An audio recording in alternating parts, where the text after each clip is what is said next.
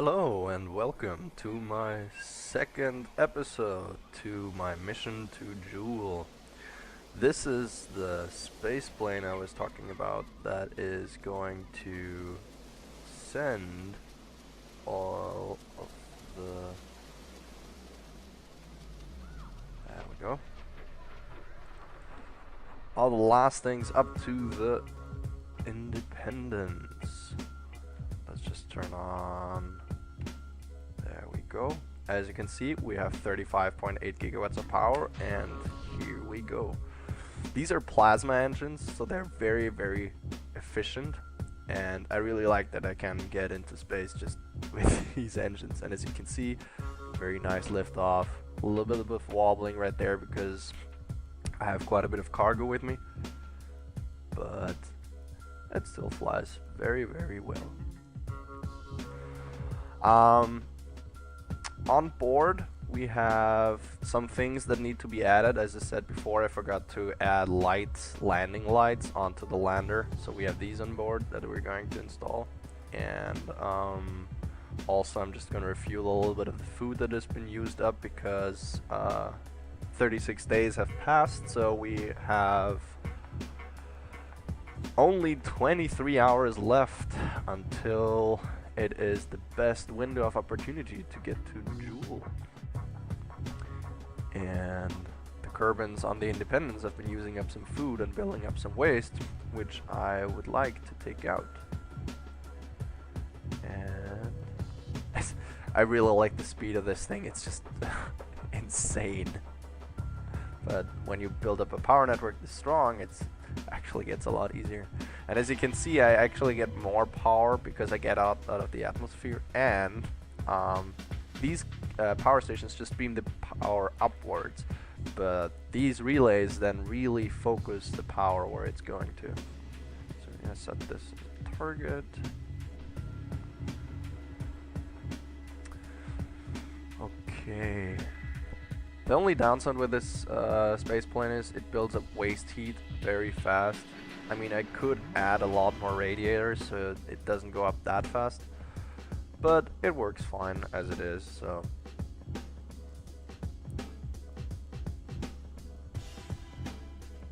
Okay, so the Independence is behind me. I need to have a higher orbit so it catches up with me.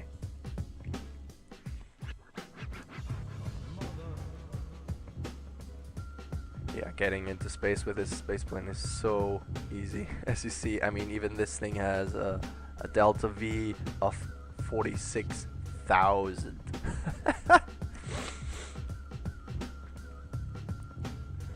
Okay, we get our first encounter marker, and let's actually do it this way then. 200, 150, want a little bit more. No, that's about it, as much as I can get.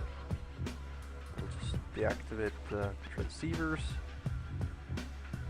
and wait to be caught up. Okay, here we go. As I said, this maneuver is probably very, very inefficient, but I have so much fuel, it really doesn't matter at all. Okay, 2 minutes, 1 minute.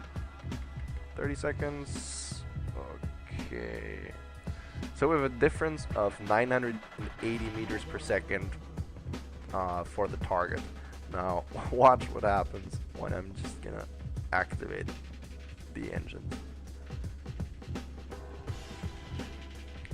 Almost 3.5 G, and it's going down. Whoops. Maybe put in ASAS. There we go.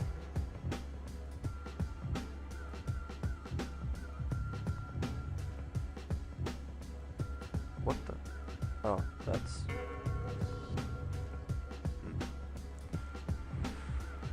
And we're getting there. We're getting there. 100 meters per second. 50. Oh, careful. That's a different. Okay. Well, let's just get this down to 0 and then thrust towards the target a little bit until we get a nice encounter we can deal with. before we overheat.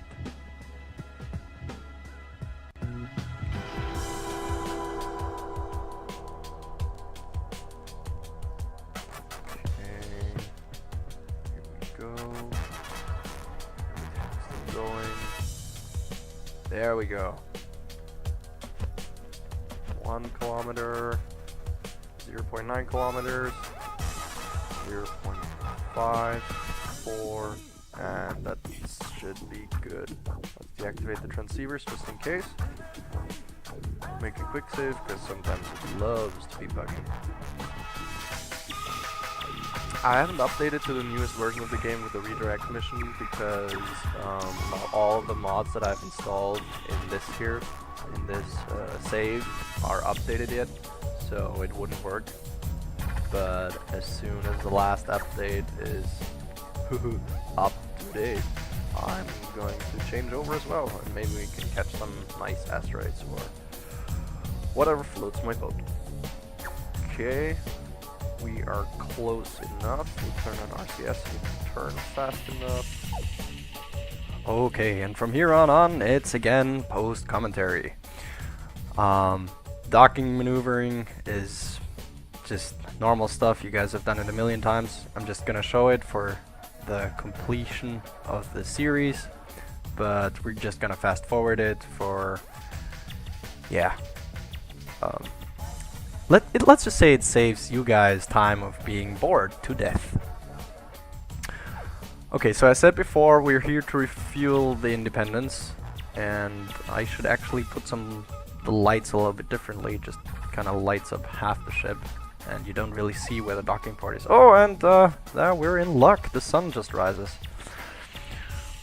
Okay, so the refueling here took some time because you have to keep in mind there's so many parts here that the physics need to load, and therefore the game is only at half speed. This is 16 times time acceleration, and it's still really, really slow, and it took quite some time. So yeah, we're just recharging everything that we've been using up so far. We're getting rid of the waste, and yeah, most importantly, I forgot to, as I mentioned before, I need to attach some lights to the lander. Otherwise, if we have to land on the dark side of a planet, we will see the ground, which is actually quite important. So we're just gonna store those here and bring the second one. I'm not gonna mount them onto the craft. Ooh, not good, not good.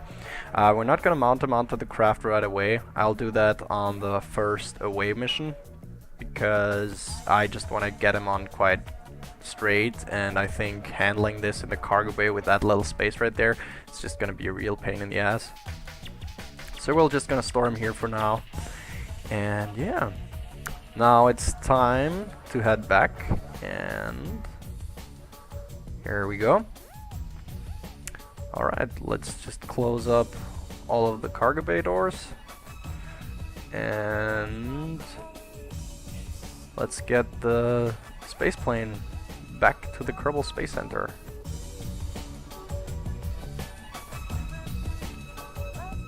Yeah, okay. Turn on RCS again, and we're off.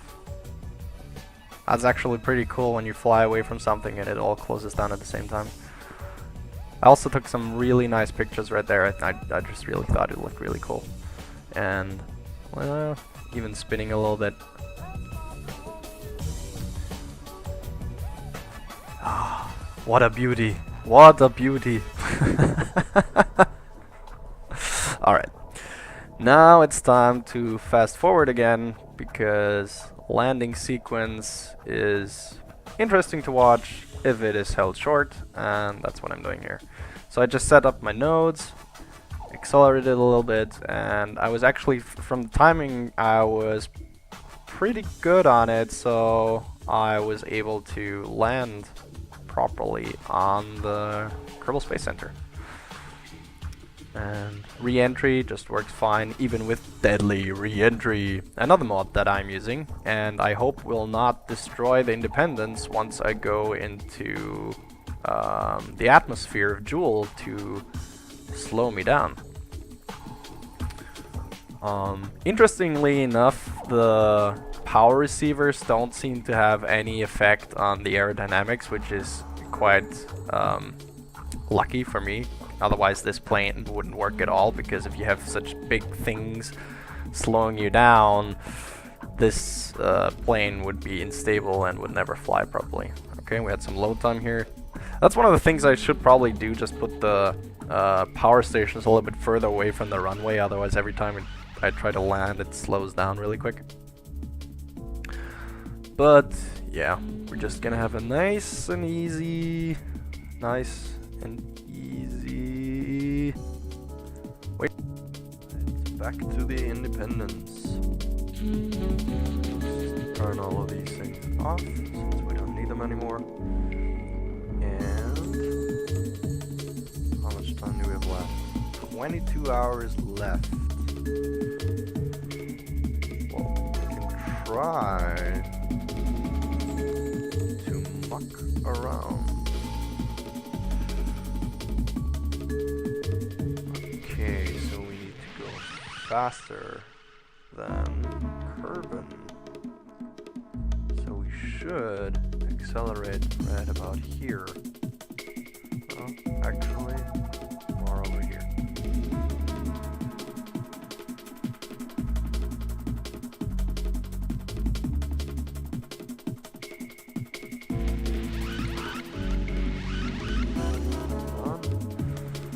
Let's see where this gets us. Okay, here we go.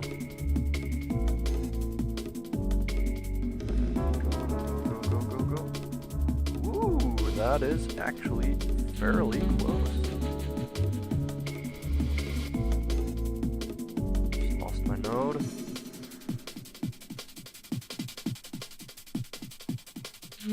That is actually a really good... Ah! There we go! We already have an encounter.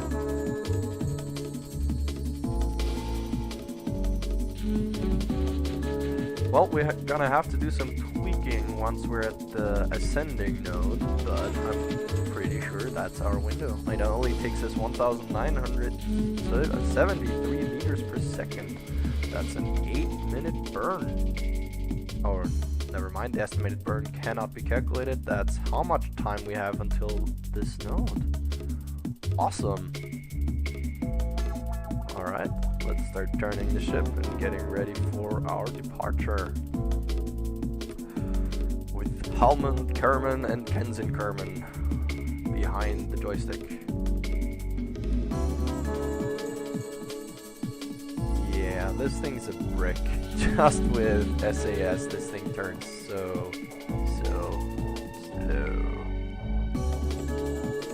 Just check if we have everything. And if we don't, well, we're gonna be screwed anyway. Let's turn on the reactor again.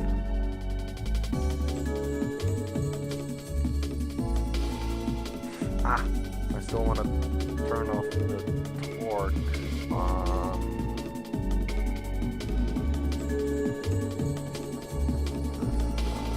craft here. There, so it doesn't mess around while it's in the cargo bay.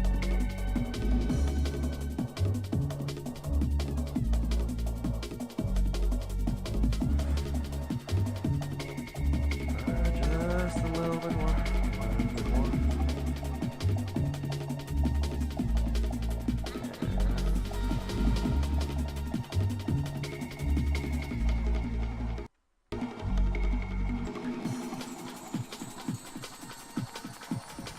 Accelerate and see how much time we actually need to burn.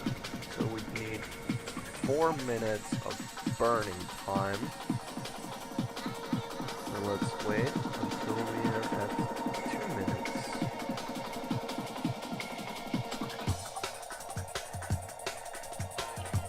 There, that should be good.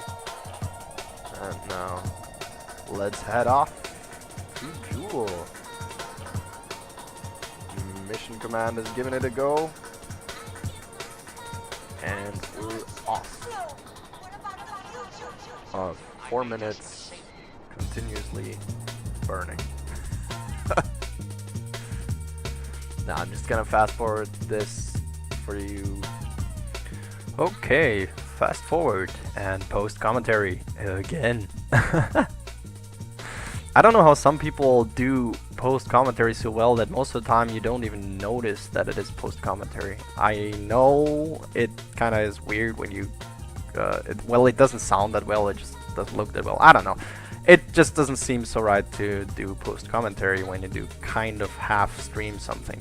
But since KSP sometimes has some bugs and everything, and I don't want to continuously talk and bore people out of their mind, I thought post commentary would be a lot better option in certain instances, especially if I have to fast forward some certain parts where fast forwarding with normal sound waves would just make me sound like a chipmunk and you guys wouldn't understand a single word I'm saying. So here I was just turning on the air recycler and the water purifier, and we're just continuously burning. And if you look at the fuel consumption, you'll see that we barely used up any fuel to get there. So we should be good. We should be really good. And we're getting there. There. Alright, let's kill this node and we'll just muck around a little bit. And here we go. The sun rises and the Indipendence leaves Earth behind. Kerbin behind. Earth, Kerbin. Kerbin behind. Well, stay tuned till next time.